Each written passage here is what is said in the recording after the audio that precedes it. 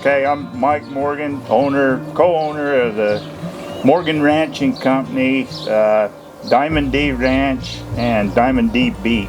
We have 3 companies, but this is my wife Dana, my nephew Jason, his wife Rhonda, my son Kurt, daughter Jody, her husband Bill, and their kids Indy, Louie, and Stratton.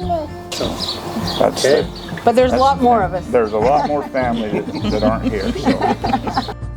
So. I'm the 3rd or 4th generation of ranchers, but we actually, my dad started ranching in Morgan County in the mid-60s, and we kind of took over from my dad in the mid-90s, and we basically raised mother cow, a cow-calf operation with and then we background our calves up to about 900 pounds, and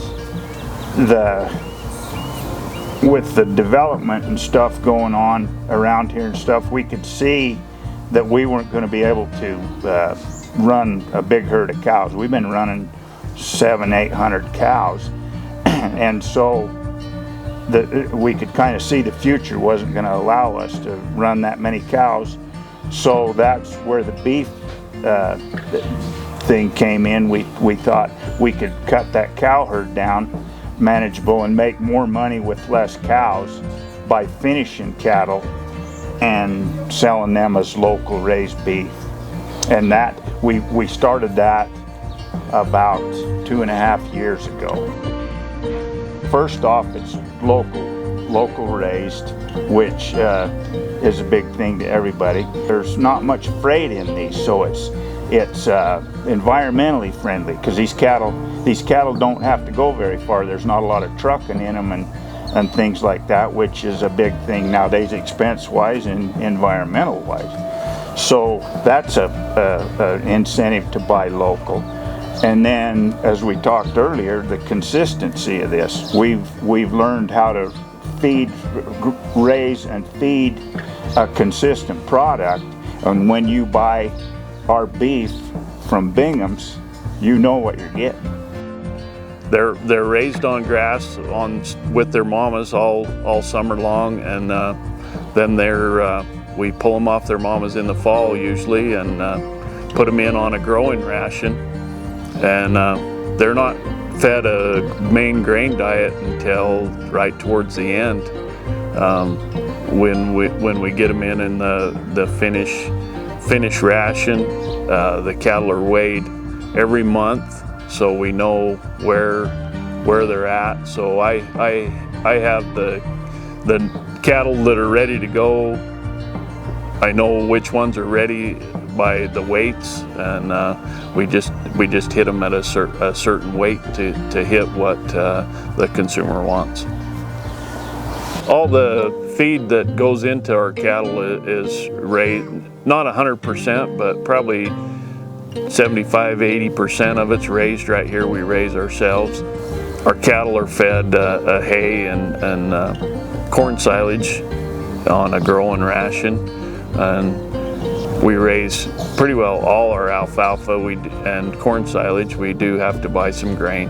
On our ration, when we're feeding them, we not only have we put up all our feed through the summer, and then we have it all analyzed, and we come up with a feed ration, and then we put a mineral package together to make sure the cattle get everything that they require, and so that they can gain the best, do the best, and marble the best, which in turn makes them taste the best.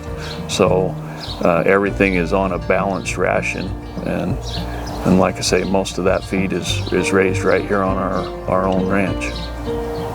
I think our beef is fed very consistent. A lot of the beef that you buy out of the grocery store or other beef are fed for a longer period of time. They've got a lot of more fat. I think ours is got less fat. It's got the right amount of marbling to have the taste, but also less fat, so you have less waste. So I just think ours is more consistent and fed to be that way. for the uniqueness and things, the genetics of the cattle, we've always ran, we raise our own bulls and raise our own mama cows and everything, so all the way down the line they're raised right here, all the genetics and everything. And this last crop of calves that we ran through, we actually took the very biggest, best calves right off the top of our herd, and and fed them, and that's a pretty unique thing because we've traditionally sold them off to the large market and sent them to the big feedlots and let them just kind of go. We got top dollar for them, but that was a pretty unique thing when we can actually feed our biggest, best, nicest beefs right off the cream of the crop calves, and as they go down, then we have the scales, and we can run them through our system, and they become the right weight and the right size for what Nathan's looking for, and then he can market them the best way as possible doing that way. So there's a lot of pros with how we can feed them and how we can put them through our program. So the calves themselves, we calve them right down there in Peterson, and that's as local as it gets, and there's a lot of the bigger outfits and bigger ranches and stuff, they just calve them out and hope for the best. A lot of people do, and we live right with the cows as they have their calves and everything, and make sure that they're up and going, and it's a lot of work, but you have to actually to get the end product, you have to have a live calf. So we live right with them, and our cows are kind of boobed pretty good, babied along pretty good. We actually took them to a big desert a couple of years ago. We got pushed out on the spring rains and everything like that, and we had to get going because we couldn't afford to hay, and got out on the big country like that, and they weren't going. They didn't like it out there, so they're very well taken care of compared to a lot of bigger situations, I think. Yeah. These cattle now don't leave Morgan County other than to go up to Corinth. Our environment's shrinking. Well, maybe that's the wrong word, but things are shrinking around here with the development stuff, and hopefully it'll be a way to keep more family involved in the business with less cattle and acreage. Less acreage. Less acres and less cattle. Make more out of each cow to make that happen. Try to pull it back to a quality instead of quantity situation. Well, we started this thing just, a few, 2 years ago, 2.5 years ago, and we're already fattening way more cattle and finishing more cattle than we did. I don't think we'll ever get huge, I don't want to get to be like the big feedlots and finishing a lot, but if we can finish, have 50 to 100 head in the feed yard at a time finishing, that's somewhere. And yeah, all our money, whether we own the ground here or a lot of our ground's rented, everything, we buy everything we can local. Working with Bingham's, we have a lot of people call wanting to buy halves and quarters and wholes, and